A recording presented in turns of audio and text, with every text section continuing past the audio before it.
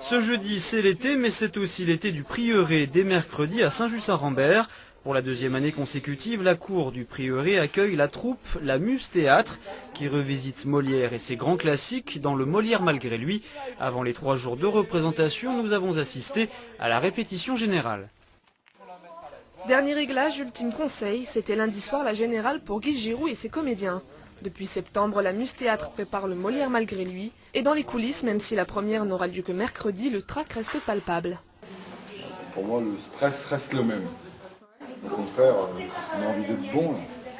Je me trompe tout le temps entre l'école et Fichet. Pour cette troupe d'amateurs basée à Saint-Barthélemy-l'Estrat près de Feurs, s'attaquer à un monstre sacré comme Molière, un défi pas si difficile à relever. C'est bien écrit, c'est vraiment, la langue est hyper musicale, donc finalement une fois qu'on possède le texte, c'est quelque chose qui est assez facile à dire en fait. Sur scène, les 15 comédiens jouent tour à tour une pléiade de personnages dans une version revue et corrigée des plus grands classiques, de Don Juan au Médecin malgré lui en passant par l'Avare. Et dans quoi était-il cet argent? Dans une cassette. Voilà l'affaire. Je lui ai plus une cassette. Et cette cassette, comment est-elle faite? Je verrai bien si c'est la mienne. Comme une cassette. Comme une cassette.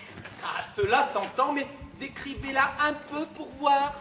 C'est une grande cassette. Une grande cassette. Celle qu'on m'a volée est petite.